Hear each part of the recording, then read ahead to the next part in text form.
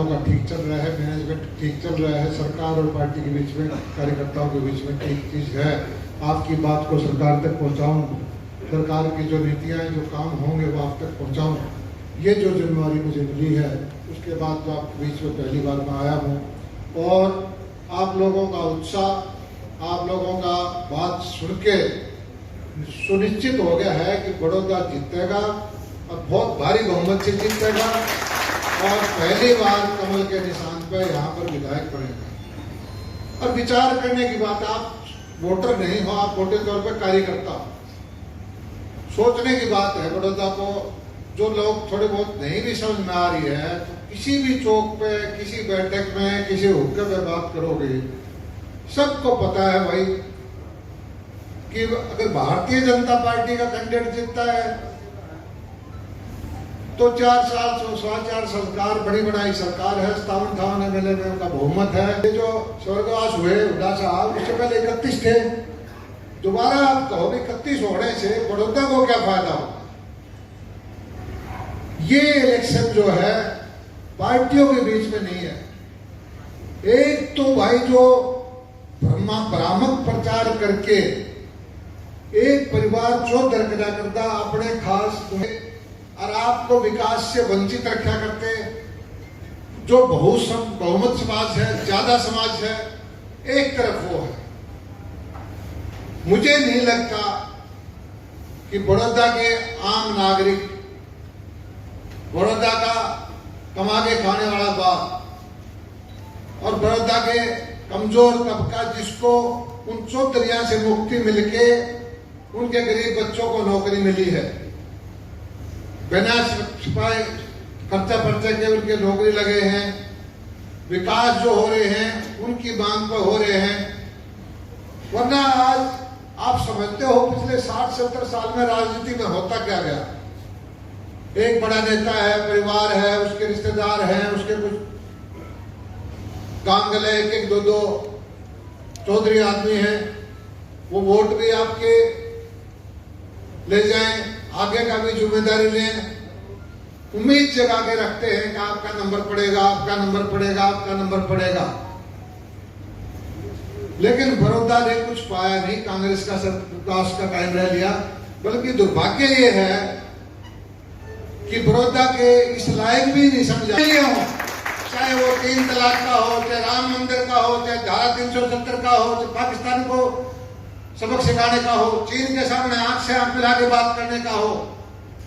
धारा 370 नेता को तोड़ने की बात इसलिए नहीं करते थे कि यूएन में चला जाएगा पाकिस्तान, ये बात हो जाएगी, दुनिया खिलाफ हो जाएगी। कोई छोटी बात नहीं की। तो एक ऐसी पार्टी जिसका नेतृत्व इतना मजबूत है और एक ऐसी पार्टी जिसका नेता राहुल गांधी है, उसके बारे में कुछ चर्चा करने की जरूरत नहीं है। तो ये लड़ाई जो है पार्टियों की भी नहीं है, ये लड़ाई गरीब का शोषण करके कमजोर वर्ग का, चाहे वह नौकरी हो, चाहे विकास की योजनाएं हो, चाहे और कोई चीज हो, अगर आप लोगों को समझाओगे तो मुझे पूरा भरोसा है कि कोई वजह नहीं है कि हम पूरे 25 स्पष्ट बहुमत से 20-30 हजार से ना जीते। कोई वजह नहीं है, कोई मुद्दा बना ही नहीं सकते और बनता भी नहीं।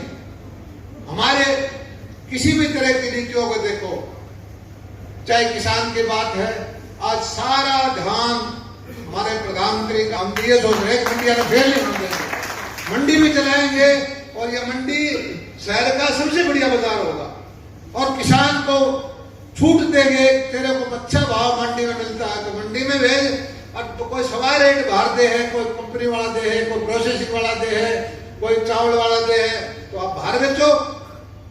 इसी तरह से दूध की बात हो, मछली पालन की बात हो, फूड प्रोसेसिंग की बात हो, हमने एक स्कीम बढ़ा रखी है बड़ौदा हल्के के, आपको नहीं बताता हूं, पता नहीं होगा। 15 दिन के अंदर 10,000 फार्म भरवाए हैं गरीब आदमी के, बिना जमीन गिरवी रखे। एक गाय, एक भैंस या बकरी या भेड़ 4% ब्याज पे 1,60,000 रुपए तक का पैसा बगैर पूंजी। और ये कार्ड मैं आपको गांव में लिस्ट दे दूंगा, अगले 15-20 दिन में कम से कम 10,000 परिवारों के कार्ड बढ़ा दूंगा। एक घर में 5 वोटों में 50,000 आदमियों को लाख लाख 1.5 लाख रुपए की सुविधा मिल जाएगी, जिससे वो साहूकार जो मोटा के ठेकेदार है उनके पीछे पकड़ा दे, वोट गिरे कबल के फूल पे पकड़ा अपने पैसे में। हमें पता है कि दबा के भी रखते हैं, पूंजी दे देते हैं, साहूकार का दबाव है तो सारे साहूकार दबाव से मुक्त कर देगा। और ये लड़ाई एक बार इलेक्शन की नहीं है, लोकतंत्र के अंदर एक एक आम आदमी इस चीज को समझता है, इस चीज को अच्छी तरह समझता है कि भाई बड़ौदा का हित किस चीज में है। सरकार बगैर भेदभाव के, बगैर खर्ची के जो भर्तियों की नीति लेके आई है, तो वो ये सरकार है, ये समझते हैं कि एक ठाडा आदमी की, एक गरीब की नौकरी छीन के ले दे वो वोट दिला देगा, गरीब को एक को वोट। और ये निश्चित है कि यहाँ पर भारतीय जनता पार्टी स्पष्ट बहुमत से बहुत तगड़े मार्जिन से जीतेगी।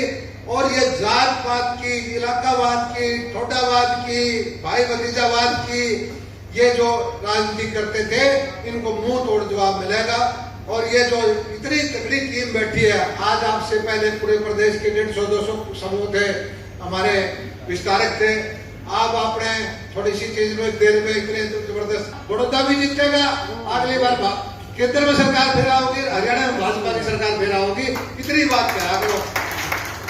और उनको सबसे पहले तो ये कह दिया तो कि भैया ऐसे बताओ तो सारे देश में शासन चलेगा क्या है, गांव का चौक बनो नहीं क्या लेगा, मैं राहुल बनाना चौक इतना डिफेंसिव हो जाएगा।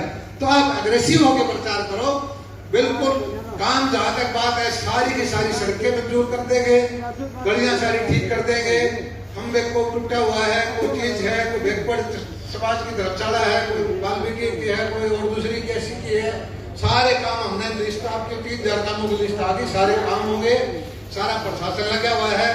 आपको 15-20 दिन में पता चल जाएगा कि कोई गांव से काम जाओगे तो हर जगह आपको काम दिखाई देगा। और लोग जो हैं आपको खुद पता लग जाएगा कि लोगों में साफ आवाज आ जाएगी कि बड़ौदा के अंदर 100% भारतीय जनता पार्टी का कैंडिडेट जीतेगा और बाकी सबकी जबान जब्त होगी। धन्यवाद।